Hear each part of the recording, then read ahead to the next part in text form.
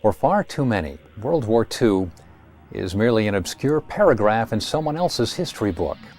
The sheer magnitude of the 60 million plus lives lost worldwide, and the hell of a world fighting to the death for the shape of its future, escaping them. In October of 2002, the World War II Pacific Theater Project accompanied hundreds of veterans as they sailed back to places where many of them had fought and bled and seen all too many others die. Sailing to places like Midway, the Marshalls, Guadalcanal, past Cape Esperance and Savo Island, through the Slot in the Solomons, up to Guam and Saipan, on to Iwo Jima and Okinawa, and finally to Hiroshima. These are the places and these heroes' stories.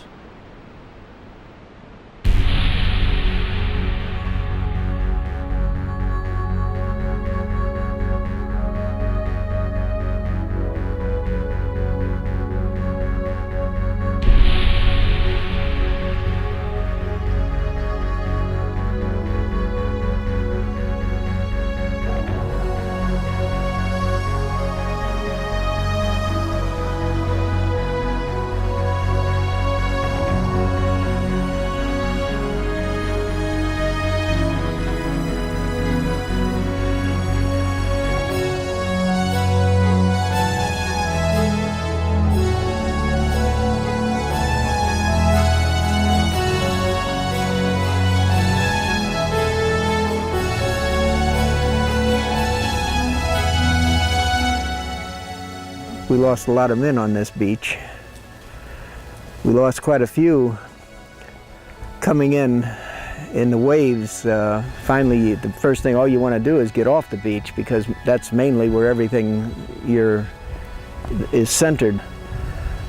A lot of noise, a lot of death, a lot of blood, a lot of everything. It's just really a mess. I was one of those guys that I was an American. I was going to fight a war. It was my business. It was my duty to fight that war. And so I never questioned the fact that I was scared.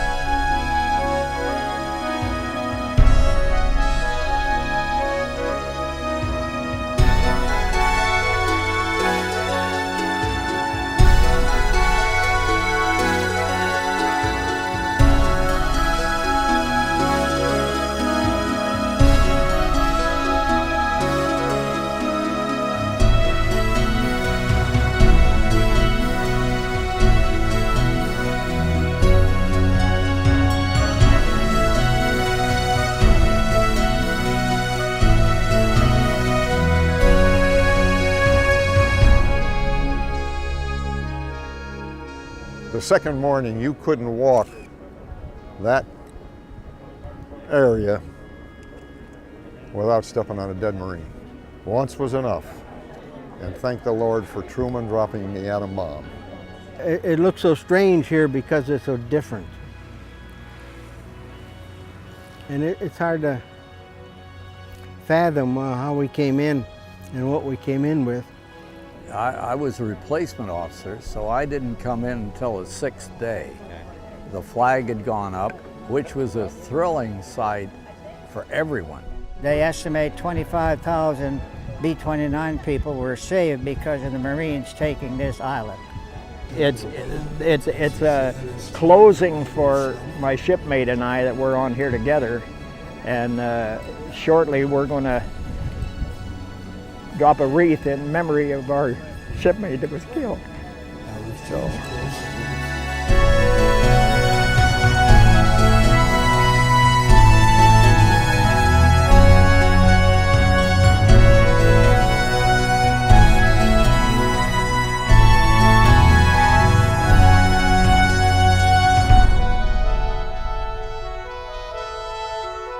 Well, it's just great to be able to come back.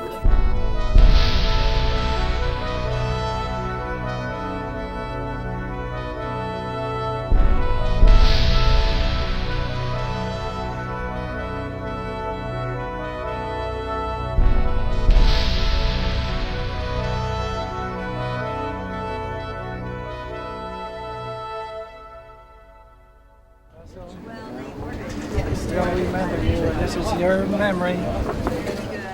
So long, shipmate. So long. There's a closure for us, Ken. On a sleepy Sunday morning in December 1941, naval and air forces of the Empire of Japan attacked American military bases in Hawaii, thrusting the United States into the most destructive war the world has ever seen. After a 6-month string of victories, the Japanese advance through the Pacific was turned back north of Australia in the naval battle of the Coral Sea. A month later, Admiral Yamamoto wanted to lure the small American fleet out of Pearl Harbor for one decisive engagement and a chance to finally crush the Pacific Fleet at Midway Atoll. But the Americans had broken the Japanese code and waited north of Midway to spring a trap on the unsuspecting juggernaut of the Imperial Navy.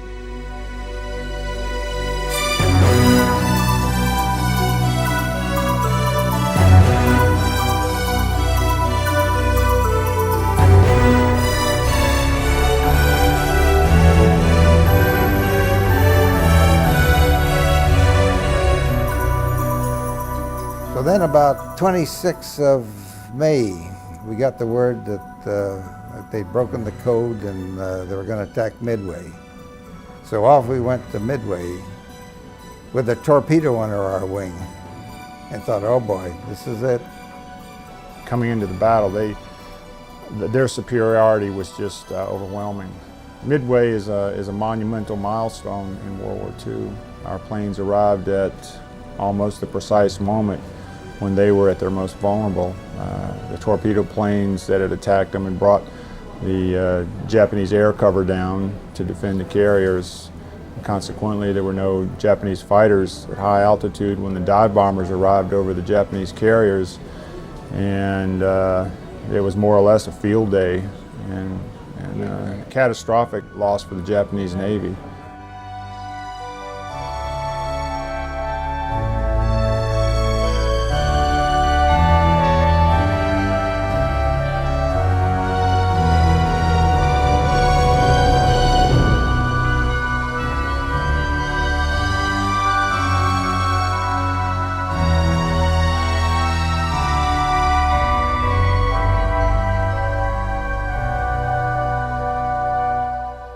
Right now, I'm about as thrilled as I can be. To be standing here, and I know that's the runway. Only it was about a third that big, wide. But everything it just fits. Everything fits in that I have in those pictures. So this is it. In 1944, B-25 gunner John Bedall flew a bombing raid over the Marshall Islands. His flak-damaged plane would not make it back to its base, but it just might make it here, to Majuro, where a few weeks before the atoll had fallen into American hands, and where the Seabees had been busy preparing a life-saving runway of coral and sand.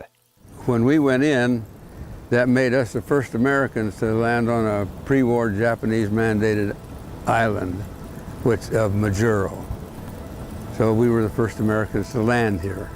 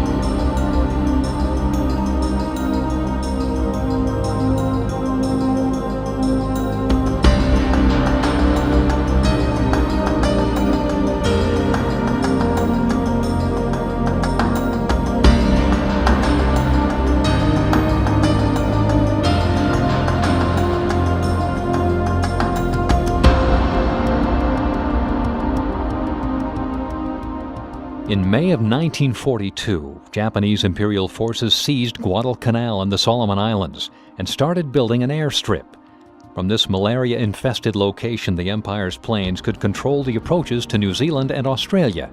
It was a prospect the Allies could not tolerate, and the Americans' 1st Marine Division, together with elements of the 2nd Marine Division, embarked on a desperate campaign to seize and hold the location for themselves and protect Australia and New Zealand from possible invasion.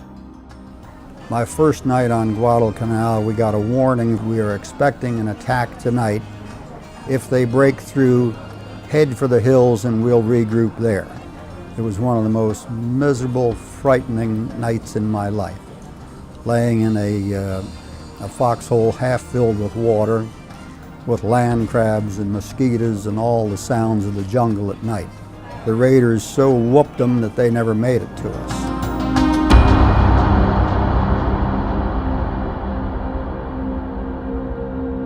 Things that I can remember mostly about Guadalcanal was the terrible mud and the terrible rains.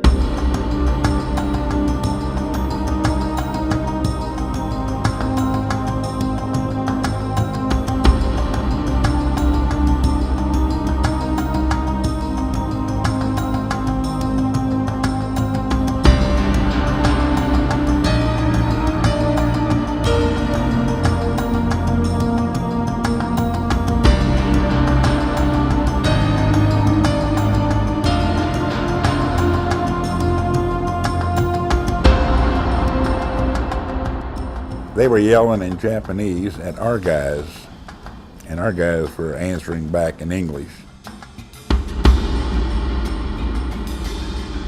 We completely wiped out at least 5,000 to 6,000 Japanese troops in those 2 days. There were so many dead Japanese around, they had to get a bulldozer over from the airfield to dig a hole because the smell was getting bad, to bury them. I think the naval campaign around Guadalcanal was truly a situation where we really underestimated the fighting capabilities of the Japanese. The engine off of the airplane and the gasoline went right down through the ventilators right to the engine room. And that was where the people that I have the list of, they were all killed in the engine room. And as to my knowledge, they're still aboard the ship right here in Iron Bottom Bay. The heat of the guns blew up these things in the mount. It killed 11 men in the mount and the upper handling room. And that night, we had them sewed in canvas bags and slid them over the side. The captain said a few words over each one. And within 15 minutes of the first wave that went into the beach, one of our shipmates was killed. They were pulling back off the beach with the boat, and a sniper got him right through the head. And they brought him back to the ship, and I helped the sailmaker shroud him in canvas, get ready for the burial. The island itself was an amazing foe to have to deal with and then fight the Japanese also. The atrocious climate, the disease rate, dengue fever, bone break fever they called it, malaria. You talk to Guadalcanal veterans and almost everybody had malaria. And we're talking about debilitating malaria, where you're so sick, you've lost so much weight, you're so weak, you simply can't fight.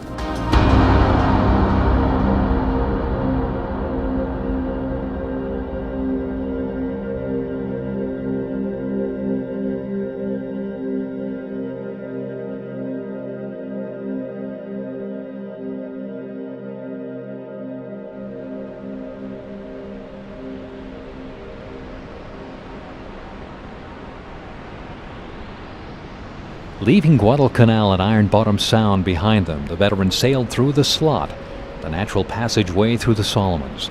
It was also the site of more strategically located islands on the road to Tokyo, and therefore the site of numerous battles on land and sea.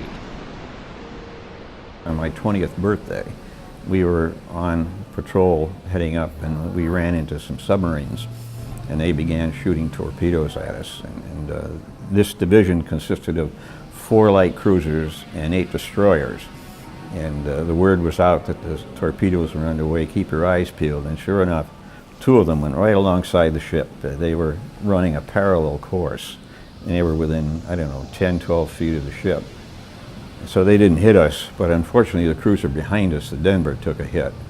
When they got back into port, they found that they had lost 8 of their people, and most of them were in the compartment. So they had a burial at sea, which was the first thing I ever witnessed, that type of thing. I've heard so much about it right there in the harbor. When I was putting up my pup tent, as all the other guys were, I had to take a shovel and scoop away the debris there so I could level it out. And here, one of the things that I had to scrape away was a Marine boot with his metatarsal bone still in it. And beside it was a rising gun, and they were notorious for jamming. And in the breech was a .45 slug. And that's probably why the Marine lost his life. We fired torpedoes at a very long range, and we don't really know what happened to those, but we got 1 cruiser sunk, that was the Helena, and another cruiser was damaged, and another destroyer was hit. And we clearly got the bad end of the incident at that time. I could see the pilot, and I could see the bomb come down and landed right on the ship, and we docked it. The thing never exploded. We were just lucky. Our damage control people got up and got the thing and flew it overboard before it could roll around and do any damage and explode that way. We thought they were civilians. There was one Jap soldier in there, though, that was dressed as a civilian, and he threw a grenade at my buddy's foxhole. A grenade landed right here in his leg and blew his leg off, and of course hurt the other guy in our foxhole. And what unfortunately happened, we killed the guy, but we also either killed or hurt a lot of the civilians, which was too bad, but there's nothing much we could do at the time. We didn't know who was what. We got a message that said, stand by to pick up a pilot whose plane has been disabled and he's going to land somewhere close by in your vicinity. And we saw the plane coming in, and he drifted down, almost looked like a perfect landing. And we were kind of excited about the prospect of rescuing the pilot.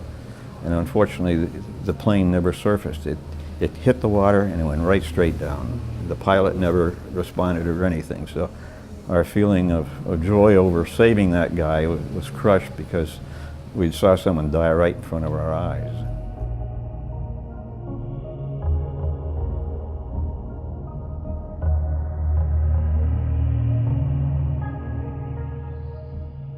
Bushido Code is a significant factor when you talk about the Japanese in World War II. The Japanese felt that Americans were soft, we were materialistic, we really weren't a spiritual people in the sense of believing deeply in your country to the point where you would sacrifice your life. So it took them a while to understand that Americans had the moral fiber and the strength to stand up to this, this Bushido Code. As far as I could see in one direction, and as far as I could see in the other direction, and all around me, there was either dead or wounded. We found the Japanese ships going in a line, and they were not even aware that we were there. And so we fired torpedoes, which were extremely effective, and we saw the ships. We saw the lights blink on where they had hit them, and then they were blazing, and we were all firing. One column went by and fired on them, and then the other column of 3 destroyers went by and fired, and we sank 3 Japanese ships. So that was a real highlight of my tour. The beautiful thing about their coming at the B-29 is they went quite a bit faster than us, and they would generally try and come in from the side and straighten out. Well, if we kept our eye on them, and then I'd tell the pilot, turn now, and he'd turn like 90 degrees to the right, and this plane that was coming in gonna hit us in the tail, it couldn't turn as fast as we did, and it'd go right on by us, and we'd see the pleasant feeling to see that going away from you. The donuts had been hanging around a while and they had worms in them. But nobody cared about that. We ate them anyway. A little, you know, it's surprising what you'll do when you're, you know, you're hungry and all that sort of thing. And the guy alongside of me, the kid alongside of me, I was a kid, he was a kid. I got metal in me that had to go through him. A light shone on us. We thought it was a destroyer and they were just going to blow us out of the water. But it was one of our own PT boats. We got, without the loss of a man, and even the man I was treating, a guy by the name of Ed Snell, shot through the chest. And we got him over there and down into the skipper's cabin. And I was trying to find a vein to put some plasma in. We didn't have whole blood in those days. And the skipper walked in and said, may I be of any help? And he couldn't. I said, there's nothing you can do. And so he took us back to our original bivouac area, but later I found out that he was the Jack Kennedy who became president. Very interesting story. Had a great regard for him. I had the greatest respect for the guys that fought in Guadalcanal, Bougainville, all up through the Solomons. To me, it's almost incomprehensible that they did what they did.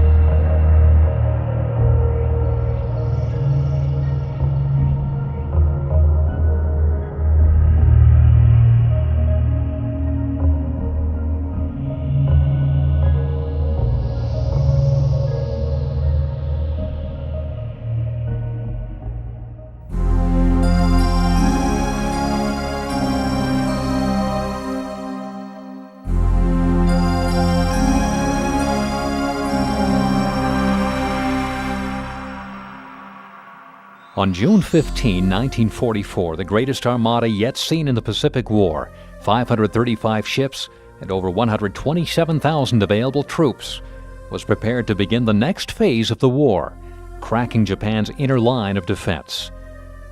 As the devastating naval and air bombardment came to a crescendo, 600 Amtraks filled with Marines headed toward shore. By late afternoon, 20,000 Leathernecks were on the beach at Saipan.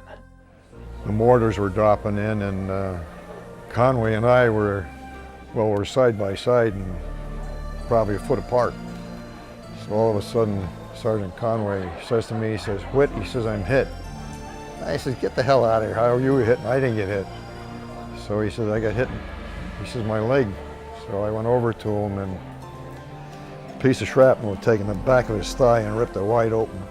So I dragged him up the beach. And finally a corpsman come, and that was the last I saw of him. When we first hit the beach, we went in, maybe 300-400 yards. And they sent tanks down and counterattacked. And when this thing went over our trench that we were in front of me, and the bazooka man got it. And there was metal and fire flying all over the place.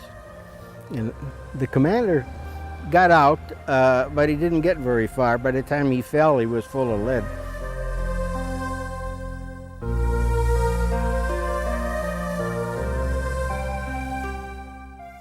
There was a sniper that was working us over, and the lieutenant finally, I don't know, he stood up and looked around to see what was going on, and he got shot in the neck and arm, and he slowly bled to death there because nobody could get at him, and you couldn't put a tourniquet on a neck anyway. This Jap fighter come through strafing, and everything on the island was firing at him, and I guess from the ships, and you could see them red tracers, and that guy went right through the whole pile of it. Never hit him. So we all laughed about that. 15 minutes after the lieutenant got killed, I got it. He hit the magazine of my rifle, which was fully loaded, and blew that up.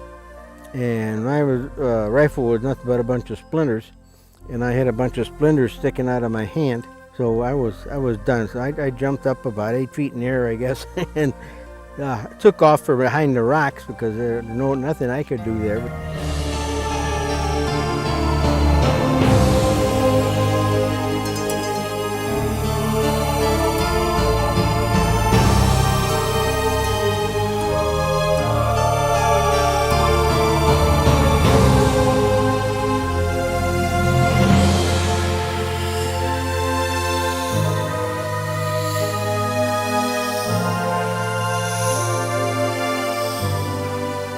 In one of the most tragic scenes of the Saipan campaign, hundreds of Japanese civilians, fearing capture by the American Marines, leaped to their deaths from what would come to be known as the Suicide and Bonsai Cliffs. This father was throwing his children in the ocean. My reaction was to shoot him. I shot at him. I didn't hit him, but I shot at him. He was other shot, and they hit him. But it was to try to keep him from throwing the children off. It got them all off. Yeah, pretty bad, pretty awful.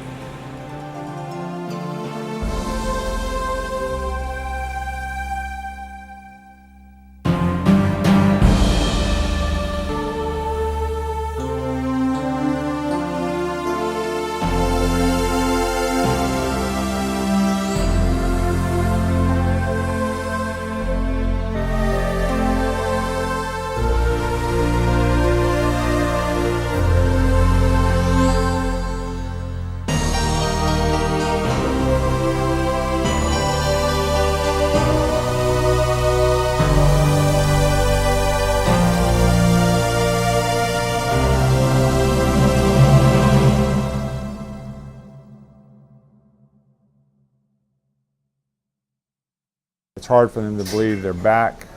It's hard for them to believe they're back on the spot where their best friend lost his life. To see a 72-year-old man collapse on his knees and cry and put his hands down in the sand, it's a powerful experience. And those guys carry that kind of sorrow and that kind of intensity. They carry them their whole life. They're as strong today as they were then. If every school child in the United States could witness something like that, it would be interesting to see how it would impact our culture.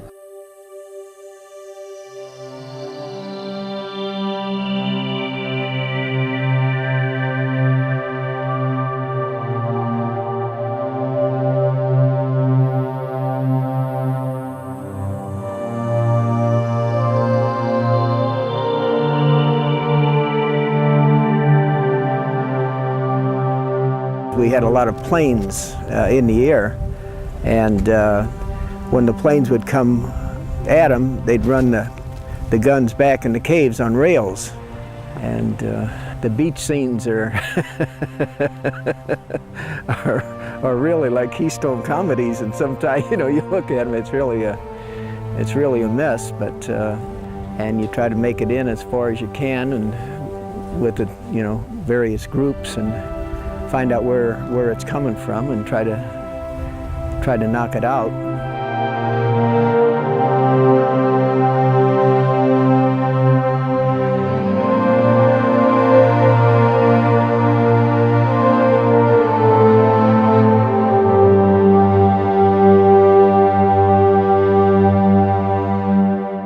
Two days after Pearl Harbor, the American island of Guam had fallen to 700 Japanese Marines. 2.5 years later, it would take divisions of Americans to retake the rugged paradise. There were caves out there blasting, and we headed up there to try to knock them out.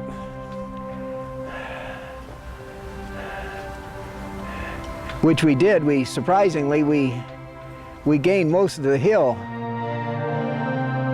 We had many incidents on Guam where Japanese would infiltrate during the evening hours, and you'd hear somebody screaming from a foxhole, somebody had been stabbed. This is rather devastating. This was my baptism under fire. And God only knows we were petrified. We were scared. I got hit on this island and pretty bad, where some guys got hit and not so bad, and they went in the hospital, and next thing they got killed on Iwo Jima or Okinawa or somewhere down the line. We found that if you could survive the first day or two, you had a chance of making it. Because it's usually the first day or two that men would get hit. You just don't have enough awareness of what's going on.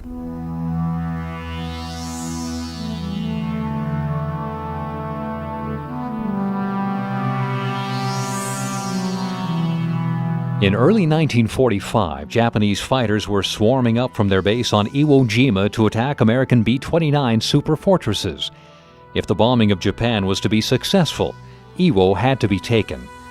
But 20,000 rounds of heavy naval shells, thousands of tons of bombs, failed to knock out the deep tunnels and caves of the Japanese defenses. And as the first 30,000 Marines landed on the soft black sand of Iwo Jima's beaches, Japanese gun emplacements had Mount Suribachi twinkling like a Christmas tree.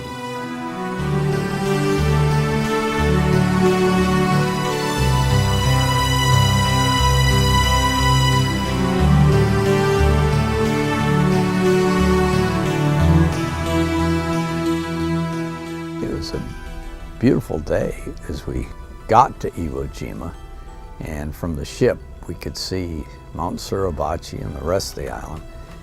And it was ringed with fire. Even had some spectacular rocket launching, like LSTs, ships that would go alongside and fire. It seemed like hundreds of rockets. Made a great scene.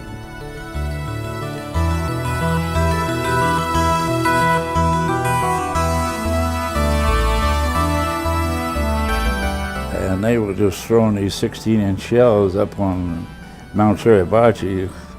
I mean, like the 4th of July, they were throwing them in there. The destroyers, the cruisers were throwing the big shells in. And the planes from the carriers were flying over and bombing it. We actually rounded the top off of it from the bombardment before they sent us in. The first reports were good. Landing was made, casualties light, but then everything changed.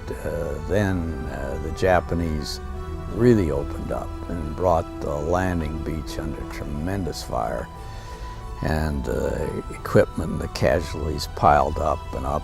I made landings on Roy Namor, Saipan, Tinian, but there was nothing like Iwo. I mean, there was dead Marines, I mean, all over the place. We had a hard time getting the big guns and the tanks and everything off the ship because of the black sand. Even the tanks were burying themselves. In no way could they dig a foxhole. If they dug a foxhole, the sand would go right back down in it. So most of those Marines just hugged and laid on the ground and hugged it as close as they could to keep their heads down and everything, because they were being picked off left and right. Replacement would come up. He wanted to crawl forward to see what was going on. So, okay, he crawled forward about 10 feet, raised his head and got shot right through the forehead. He was dead. So he only lasted minutes. And we left with a full ship of wounded men, and many of the times we did the run, they were all gone already. They had died. It was a tough time. They were so deep and so thick, there's no way that a shell or anything could ever hurt those Japanese people that were in those caves. If it hadn't have been for the tanks with their flamethrowers, I don't think we would have got the island. They pull up right in front of the cave and let them have it. And they come out all afire. And of course, we were dirty old Marines. We shot them as they come out. 27,000 men died there. thousands and thousands of casualties. And I kept thinking to myself, this is so bizarre to see it like this, because I've tromped across the island, and I mean, all of the, the shattered bunkers and the twisted steel and the ordnance laying around is simply invisible when you sail around it on a ship. It makes it very difficult to connect with what happened there.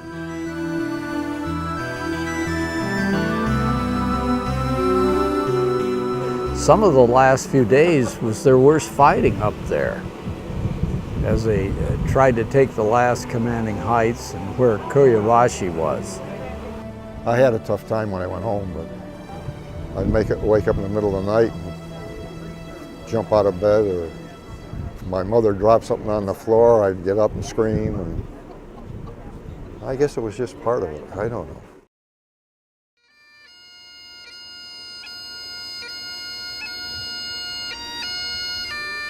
In grateful appreciation to all the 6,821 brave and heroic U.S. military personnel who gave the supreme sacrifice during the Battle of Iwo Jima.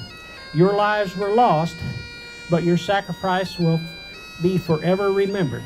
This wreath and plaque is also dedicated to all the brave U.S. military personnel who were wounded or served during this terrible battle. We will always be grateful to you. May each of your souls forever and ever rest at the right-hand side of our Lord. Dedicated this 24th day of October in the year of our Lord, 2002. Amen. You ready? 1, 2, 3. Sail it, Ralph.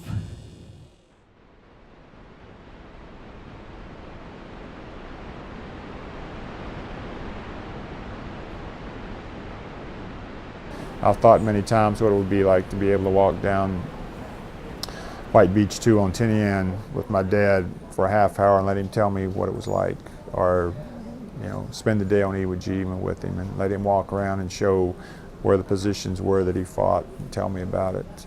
But I can never do that, and the sons that were with their fathers on this trip, I'm very envious of.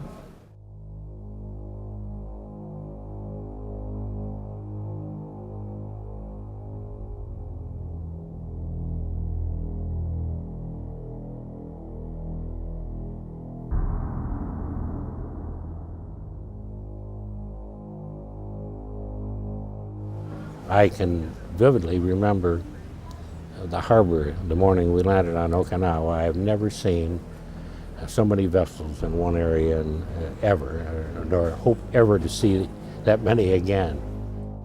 Looked like a giant shredder went through the whole island. Palm trees are like toothpicks, and just completely denuded of everything. I probably spent the Good Friday prior to Easter Sunday in my bunk praying harder than I had ever prayed before in my life. We had an incentive. Do or die. And incentives aren't much stronger than that.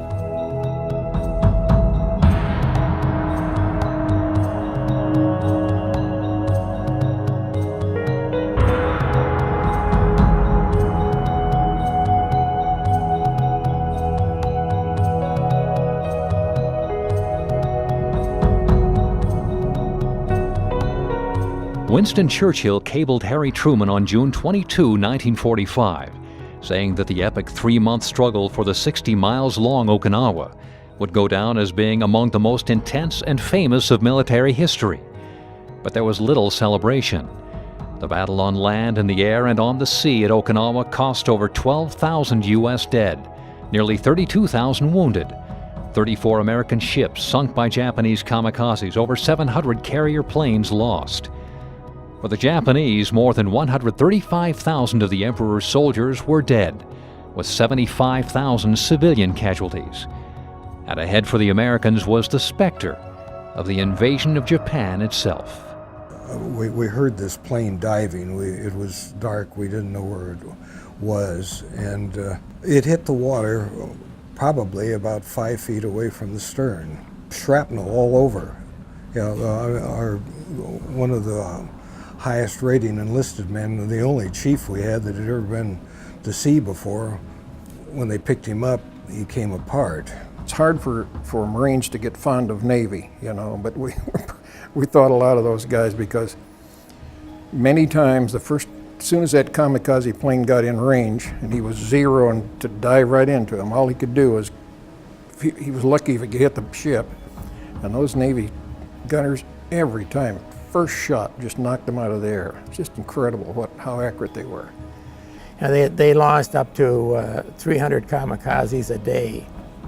We learned later they were prepared to launch 300 an hour at the fleet invading Kyushu. 300 an hour. At the end of the war, they were running out of bombs. And so then they had some suicide planes that just go into the ships themselves with no explosion other than the gas and so forth they had.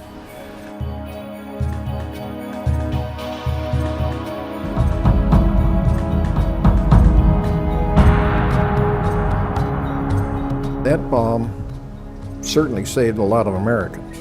It also saved a lot of Japanese. Everybody benefited from that thing. And even the war itself, when you think about the benefit to the Japanese during a whole nation, a lot of people, a lot of bright, hard-working people, suddenly got a freedom they'd have never got any other way. There was no question about it. Our president had the bomb in this hand. He had the lives of hundreds of thousands of American boys in the other. What would he say to their mothers?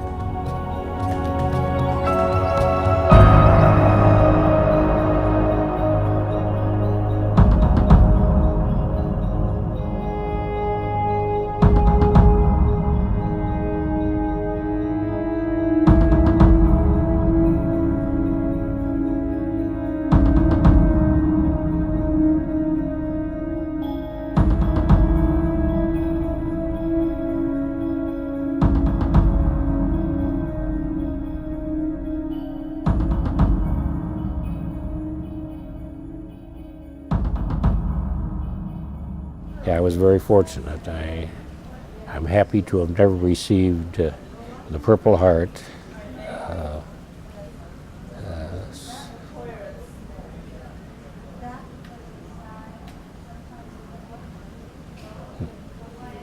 Those veterans are in some ways all of our fathers, and you know we have a lot to learn from them, and it's certainly a great thing to do what you guys are doing, and as I've been doing for so many years, documenting their stories so that people far into the future can understand the pain of loss, the pain of losing your best friend, the pain of losing your father, and how that affects your life, and certainly gives you a perspective on your freedom, patriotism, and what really matters in life.